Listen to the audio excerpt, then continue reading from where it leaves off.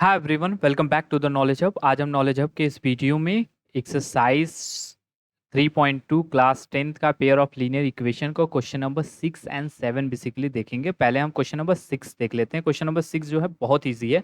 इसमें बस करना क्या है कि एक हमें इक्वेशन दिया है, यहाँ पे देखिए 2x plus 3y minus 8 is equal to 0। इसी इसी तरीके से हमें दूसरा इक्वेशन ऐसा लिखना है कि उससे जो ग्राफ पे जो लाइन फॉर्म हो वो इंटरसेक्टिंग हो। फिर दोबारा हमको ऐसा लिखना है कि पैरेलल लाइंस हो। फिर तीसरी बार ऐसा लिखना है कि कोइंसिडेंट लाइंस हो। ठीक है, तो पहले पहले आपको ये चीज पता है A1/A2 अगर B1/B2 की इक्वल नहीं होता है तो क्या कौन सी लाइंस फॉर्म होती है? Intersecting lines. ठीक है, इंटरसेक्टिंग लाइंस। यहाँ A1 और A2 दिया है, सॉरी A1 और B1 दिया हुआ है। बेसिकली हमको A2 और B2 अपने मन से लिखना है, तो अभी हम आगे बताते हैं कैसे लिखना है। तो इसी तरीके से जैसे ये दो जब इक्वल होती हैं, A1/A2 is equal to B1/B2 is not equal to C1/C2, तो इसको कहते हैं पैरेलल लाइंस फॉर्म होती है। और अगर ये तीनों इक्वल हो जाती है तो कोइंसिडेंट लाइंस। तो आइए इसको वन बाई वन सॉल्व कर लेते हैं। पहले इंटरसेक्टिंग लाइन, पहले ये इक्वेशन हम ये इक्वेशन पहले यहाँ पे हम लिख लेते हैं। तो 2x plus 3y minus 8 is equal to 0। तो दूसरा इक्वेशन हमको अपने मन से, तो आपके माइंड में what ever coming in your mind आपको लिख देना है। ठीक है, बस ये ध्यान रखना है कि जो इक्वेशन हो वो A1/A2 B1/B2 की इक्वल ना हो। ठीक है, ये बस ध्यान रखना है। तो मान लीजिए सपोज डेट मैंने ये लिखा 4x plus 5x plus 4y minus 3 equal to 0। अब इसको चेक करके देखिए, A1/A2 के इक्वल नहीं मिलेगा आपको। देख लीजिए, जैसे 2/5 इज नॉट इक्वल टू 3/4। तो हमारा बेसिकली यही हो जाएगा हमारा आंसर।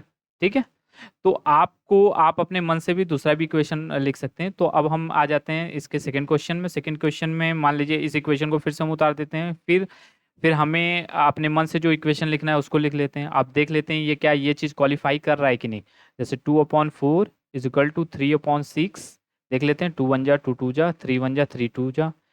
ठीक है, तो 1/2 इक्वल हो गया 1/2 के, लेकिन ये इसके इक्वल नहीं होना चाहिए, C/2 के। वो है भी नहीं, दिख भी रहा है। ठीक है, तो ये भी क्वालिफाई कर गया। तो हमारे जो इक्वेशन है ये सही है। आपके अपने मन से भी कोई और इक्वेशन हो आपके माइंड में तो वो भी लिख सकते हैं। तो ये हो जाएगा हमारा आंसर। बेसिकली आपको दूसरा इक्वेशन इसमें लिखना है, right another linear equation in two variables such that geometrical representation of the so paired form is intersecting parallel line coincident. तो आइए कोइंसिडेंट का देख लेते हैं। तो फिर भी इक्वेशन जो हमने अपने मन से लिखा है ये हो गया। अब इसको चेक कर लेते हैं क्या हो ये तीनों इक्वल हो रहा है कि नहीं। 2/4 पहला आ गया A1/A2 का, इसका कोफिशिएंट बेसिकली हमको कोफिशिएंट लिखना है। तो 3/6 ये इक्वल होगा बेसिकली -8/16 के। देखिए 8 1 जा 8 2 जा, ये भी ठीक है। 1/2 is equal to 1/2 is equal to 1/2। ठीक है, माइनस माइनस कैंसिल हो जाता है।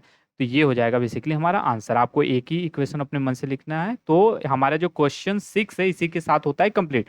तो आइए 7th क्वेश्चन पे चल पढ़ते हैं। 7th क्वेश्चन भी बहुत ईजी है।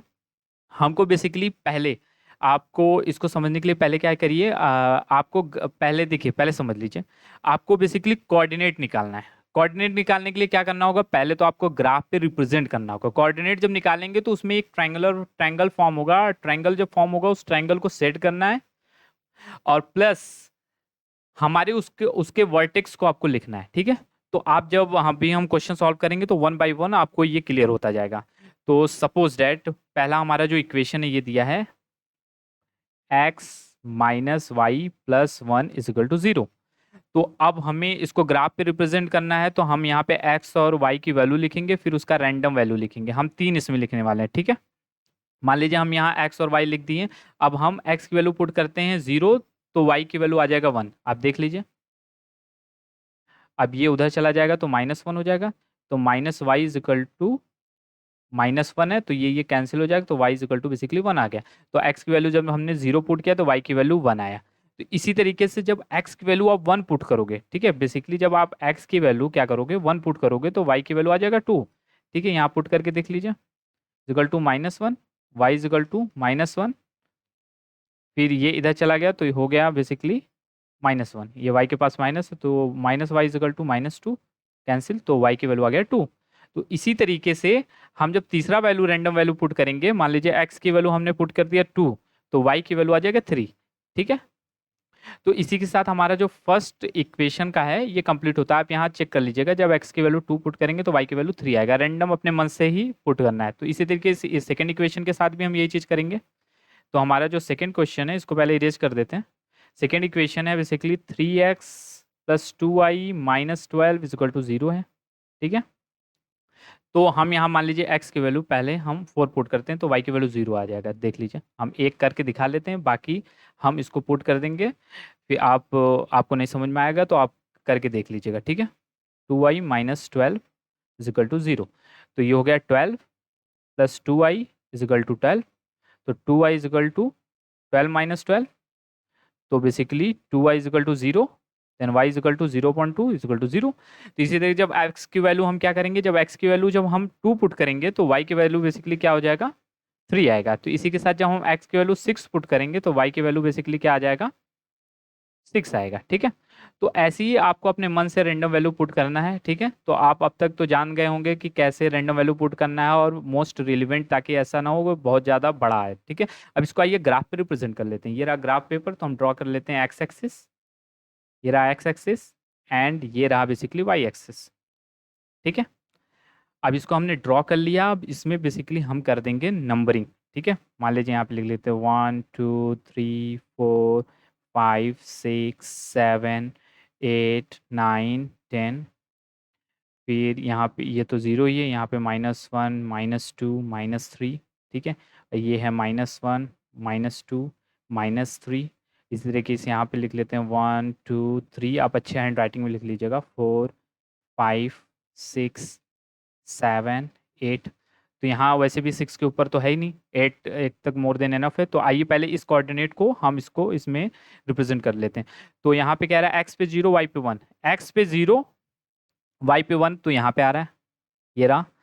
एंड सेकेंड कह रहा है x पे 1 y पे 2, x पे 1 इधर है, ये 1 है, x पे 1 है, y पे 2 इधर आ रहा है।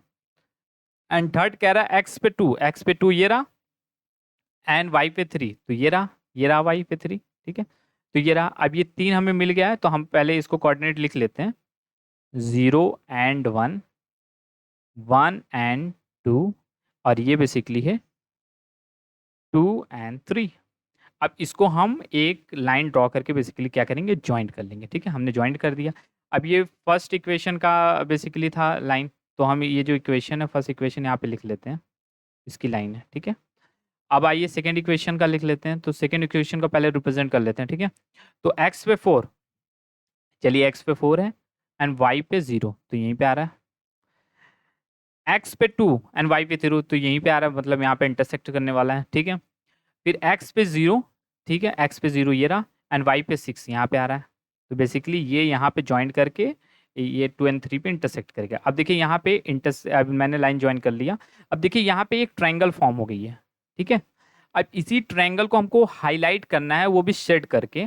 और फिर जो इसका वर्टेक्स है, एक इसका वर्टेक्स क्या है, एक तो हमें दिख ही रहा है 2 एंड 3 कोना, बेसिकली ये 2 एंड 3। और ये वाला जो वर्टेक्स ये कहाँ है, ये रहा। तो ये आ रहा है -1 और 0 पे। तो पहले हम x की वैल्यू लिखते हैं फिर y की। ठीक है। तो ये x पे -1 है, फिर 0 है y पे। ठीक है। फिर और ये वाला तो दिया ही है, यहाँ पे हमने लिखा नहीं, 4 पे 0। ठीक है। और यहाँ पे भी इसको लिख लेते हैं, यहाँ पे बेसिकली था 0 पे 6। ठीक है। तो अब हम पहले इस एरिया को बेसिकली क्या कर लेते हैं, सेट कर लेते हैं। तो ये हमने सेट कर दिया इस एरिया को, आपको भी ऐसे सेट करना है। फिर हम इसका आंसर में इसका हम जो वर्टेक्स है लिख लेंगे, from the figure it can be seen that these line are intersecting each other at point 2 and 3 पे पॉइंट पे इंटरसेक्ट कर रहे हैं, therefore the vertex of the triangles are 2 and 3 -1 and 0 and 4 and 0। तो इसी के साथ इस वीडियो का एंड होता है और इस एक्सरसाइज 3.2 का भी एंड होता है। तो मिलेंगे नेक्स्ट वीडियो में एक्सरसाइज 3.3 के साथ। तब तक के लिए जय हिंद।